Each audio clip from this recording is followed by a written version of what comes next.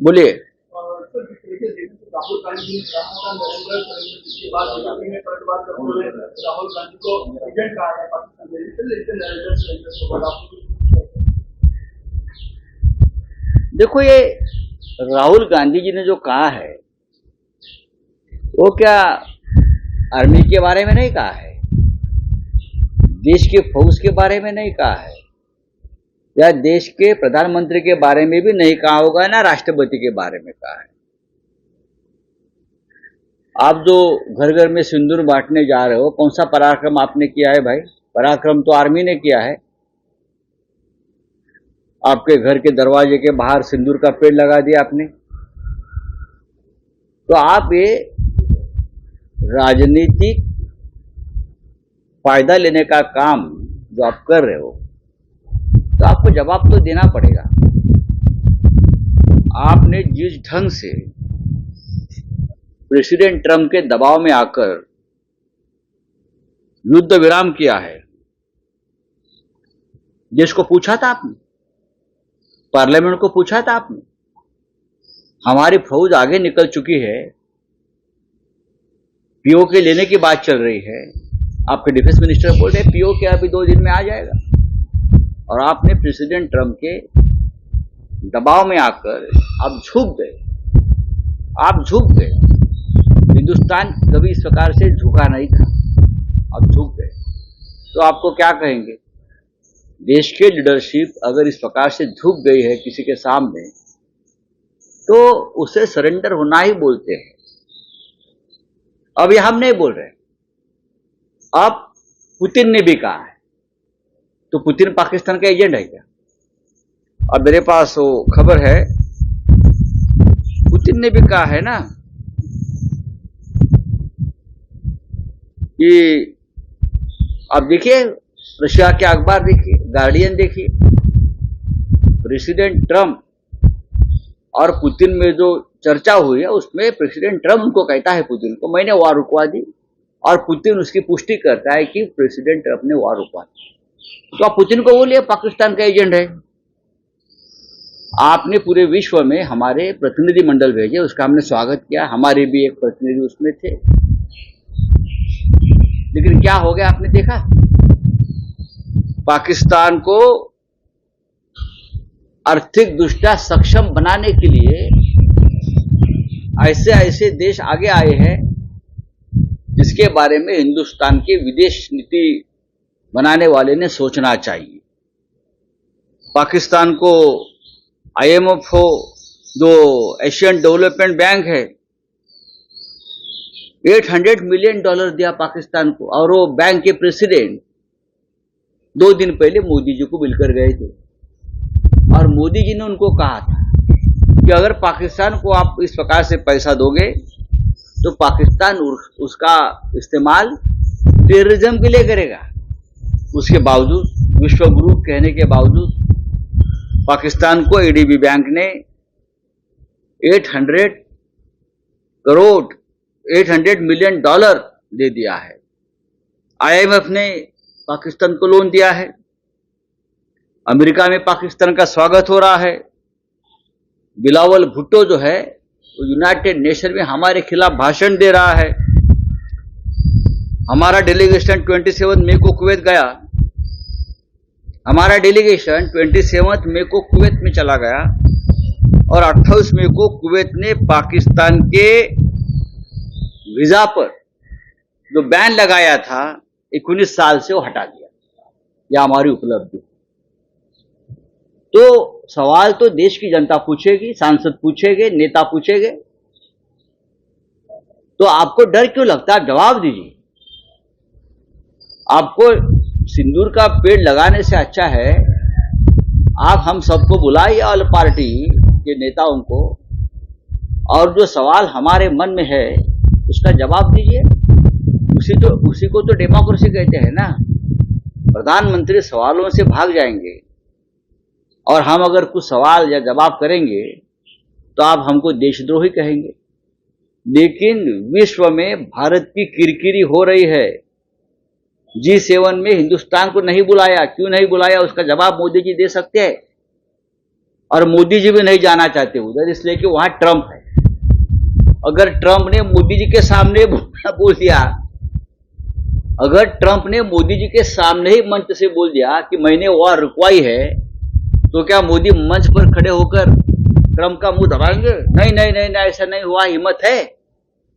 अगर हिम्मत नहीं है तो ऐसी लीडरशिप को सरेंडर हुआ ऐसे ही बोला जाता है। बोलिए सर, वही हम Elon Musk versus Donald Trump चल रहे थे, नहीं, वो एक दूसरे में वो दोस्ती टूट गई लग रहा है। अभी देखो, अमेरिका की जो हमारे विदेश नीति से उसका कोई संबंध नहीं है, देश से संबंध है। हम देखेंगे गौतम अडानी और मोदी की दोस्ती कब टूटती है। एलन मस्क एक होशियार आदमी है, पॉलिटिशियन है, इंटेलिजेंट आदमी है, सिर्फ पैसा नहीं कमा रहा है और भी कुछ अच्छा काम कर रहा है। मोहन भागवत जी ने नेशन थियरी को लेकर चेतावनी दी है, वही यूनिटी की बात की है। यूनिटी अच्छी बात है। पाकिस्तान को अध्यक्ष और उपाध्यक्ष पद की दी गई है। मैंने तो ये तो कहा ना, मैंने मैंने कहा है कि यूनाइटेड नेशन का जो टेररिज्म के खिलाफ जो एक कमेटी है, उसका वाइस प्रेसिडेंट अमेरिका को बनाए। जिस पाकिस्तान को हम बार बार ये मांग करें कि टेररिस्ट कंट्री है, उसके ऊपर बैन डालो, सैंक्शन कर लीजिए, उसको ही अगर यूनाइटेड नेशन एक जो कमेटी है टेररिज्म के खिलाफ बनाई हुई, उसका वाइस प्रेसिडेंट बना देते हैं, तो भारत की विदेश नीति मुझे लगता है 10 साल में पूरी तरह से फेल नहीं, उद्ध्वस्त हो गई है। कोई आपकी आवाज नहीं सुन रहा है। सबसे पहले जयशंकर को इस्तीफा देना चाहिए, इस्तीफा लेना चाहिए। क्या ये जयशंकर को भी भेजेंगे उधर यूनाइटेड नेशन के कंपाउंड में सिंदूर का पेड़ लगाने के लिए? जाओ जयशंकर, बहुत अच्छा काम हुआ है। यूएस जाओ, यूनाइटेड नेशन के प्रांगण में सिंदूर का पेड़ लगाकर आइए। हाँ, यही हमारी हैसियत है। भारत को क्या दबाव के अंदर ही राजनीति करनी पड़ रही है? भारत पूरी तरह से भारत को दबाव में लाकर एक महान भारत को, हिंदुस्तान को कमजोर करने की कोशिश पूरे विश्व में चल रही है। उसके लिए ये सरकार जिम्मेदार है। राहुल जी ने जो कहा है सरेंडर वाली बात, ये झूठ नहीं है। भारतीय जनता पार्टी के जो अंधभक्त है और भक्त भी है और राष्ट्रभक्त भी बीजेपी में है, वो सभी ने मिलकर उस बारे में सोचना चाहिए, ये ऐसा क्यों हो रहा है। अगर आप असली देशभक्त है तो पूरे विश्व में हिंदुस्तान की किरकिरी क्यों हो रही है, उस बारे में भक्त, अंधभक्त और देशभक्त तीनों ने मिलकर सोचना चाहिए। बोले आपका क्या है? लोकसभा में मोदी जी करीब 80 से ज्यादा इंटरव्यू देते हैं। अपने जो विदेश मंत्री है बाहर का अपने देश में कोई इंटरव्यू नहीं दे रहा है। वो अपने देश से डरते हैं। ये लोग अपने देश में ही डरते हैं, जनता से डरते हैं, इस देश के लोकतंत्र से डरते हैं। ये लोग, ये डरपोक लोग हैं। आइए ना, मैंने कहा ना, जो बातें हमने अभी सामने रखी है पाकिस्तान के बारे में, रशिया के बारे में, प्रेसिडेंट ट्रंप के बारे में, हम सबको बुलाइए। मोदी जी को, नहीं तो मोदी जी को हम बुलाएंगे, हम चाय पिलाएंगे मोदी जी को, हम चाय पिलाएंगे मोदी जी को।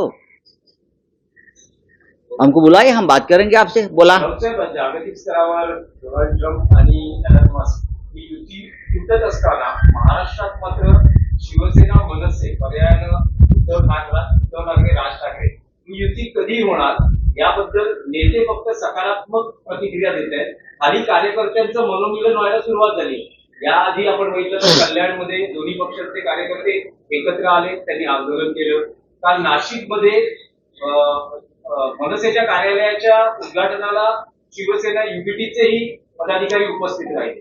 तर कार्यकर्ते खाली मनोमिलन करतायत, नेते फक्त सकारात्मक आहेत। मग आम्ही सकारात्मक आहोत म्हणून खाली कार्यकर्त्यांचं मनोमिलन सुरू आहे ना।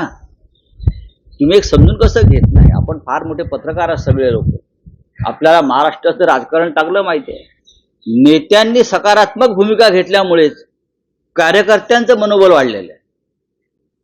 आम्ही सकारात्मक आहोत, माननीय राज ठाकरे सकारात्मक आहेत, त्यांचे सहकारी सकारात्मक आहेत, माननीय उद्धव ठाकरे साहेब सकारात्मक आहेत। आम्ही त्यांचे सगळे सहकारी या विषयावर अत्यंत सकारात्मक असल्यामुळे त्याचा परिणाम जमिनीवरच्या दोन्ही पक्षाच्या कार्यकर्त्यात झाला असेल।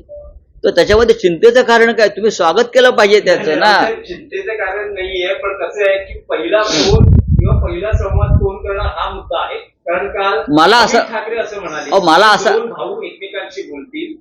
राज ठाकरेंचा नंबर उद्धव ठाकरेंकडे आहे, आदित्य ठाकरेंनी राज ठाकरेंना फोन करावा.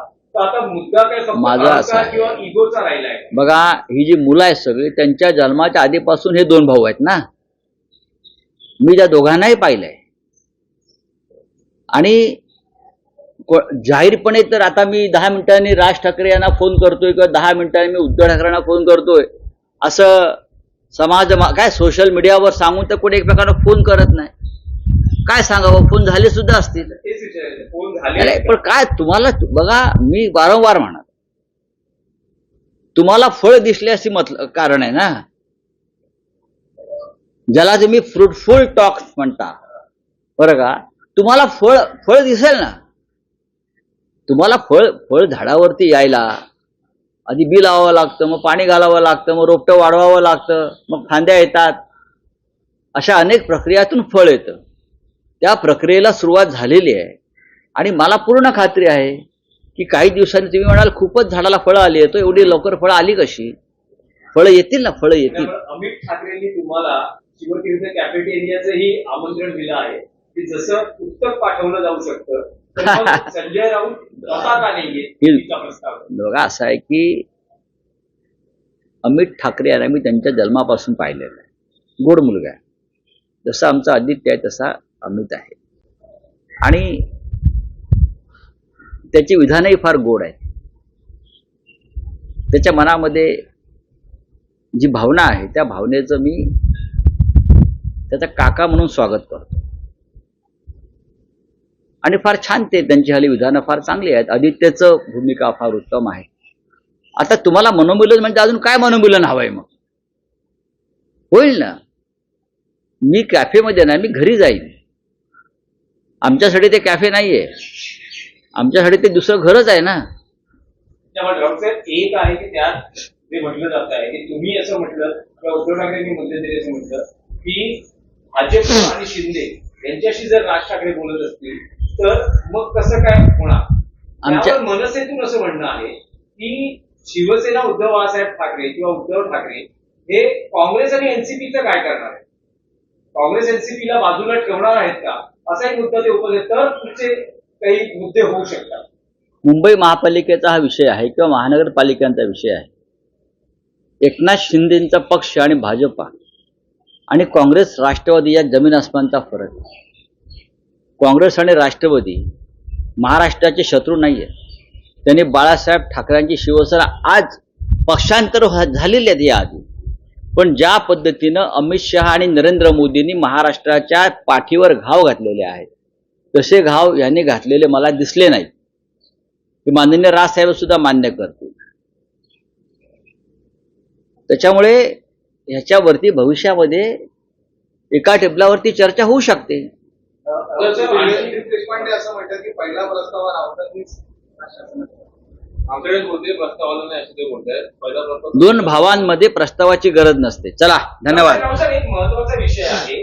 काल सुप्रिया सुळेंची पत्रकार परिषद झाली, त्यात त्यांनी असं म्हटलेलं आहे की सर्वपक्षीय खासदार हे विदेश दौऱ्यावर भारताची बाजू मांडण्यासाठी गेले असताना अधिवेशनाची मागणी करणं कितपत, म्हणजे घाईघाईनं अधिवेशनाची मागणी करणं कितपत योग्य आहे आणि मी स्वतः परदेशात होते या शिष्टमंडळात, त्यामुळे मी स्वाक्षरी करू शकतो. मीही तेच पवारांचंही तेच म्हणणं आहे की पहिला देश आहे आणि त्यानंतर बाकीचे मुद्दे. तर अधिवेशन मागणी करणं, आम्ही नसताना मागणी करणं कितपत योग्य आणि त्यामुळे आपण त्यावर स्वाक्षरी करू शकतो. बघा, सुप्रियाताई ची भूमिका जी आहे ती मी बोललो की त्या परदेश दौऱ्यावर असल्यामुळे त्यांची सही होऊ शकली नाही,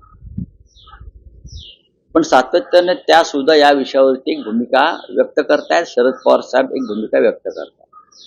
आता आमचे जे खासदार होते ज्यांनी सह्या केलेल्या आहेत त्या सगळ्याच पक्षाचे खासदार डेलिगेशनमध्ये होते ना, तरी त्यांच्या पक्षाच्या प्रमुखांनी सही केली आहे किंवा खासदारांनी सही केलेली आहे. सर्वच पक्षांचे खासदार हे दौऱ्यावर होते. शिवसेनेच्या सदस्य होत्या, काँग्रेस तृणमूल काँग्रेस, आप, DMKच्या सुद्धा त्या प्रमुख होत्या, अनेक जण होते तिथे आणि सगळ्यांच्या सह्या झालेल्या आहेत. आता त्या आलेल्या आहेत देशामध्ये. या विषयावर त्यांच्याशी आम्ही चर्चा करू. तर महाराष्ट्रात काल समृद्धी महामार्गाच्या शेवटच्या टप्प्याचं जेव्हा लोकार्पण झालं त्यावेळेस मुख्यमंत्री देवेंद्र फडणवीस, उपमुख्यमंत्री एकनाथ शिंदे, अजित पवार यांनी एकत्र गाडीतून ड्राईव्ह केलं. हे का प्रथम झालंय का? पहिल्यांदा एकनाथ शिंदेनी ड्राईव्ह केलं, मग फडणवीसांनी केलं आणि अजित दादा हे मागच्या सीटवर बसून दोघं कशी ड्रायव्हिंग करतात हे पाहत होते. मग त्याच्यात तुमचं अपेक्षा काय? मी काय उत्तर द्यावं? राज्य सरकारच्या गाडीशी राज्य सरकारची गाडी खिळखिळी आहे बरं का. हे एकनाथ शिंदे तर गाडीवर बसले असतील तर गाडीला अपघात करून दरवाजाकडून मी कसा उडी मारेन हे ते बघतील. देवेंद्र फडणवीस म्हणतील मी यांना गाडीतनं ढकलून मी कशी आखी गाडी ताब्यात घेतोय हे पाहतील. आणि जो पाठी बसलेला जो नेता आहे बरं का, तो दोघेही बाहेर पडल्यावरती मी सीटवरती उडी मारून ड्रायव्हिंग सीटला मीच कसा बसेन हा विचार करत असेल. या तिघांमध्ये तुम्ही मला सांगू नका, मी जास्त ओळखतो. धन्यवाद.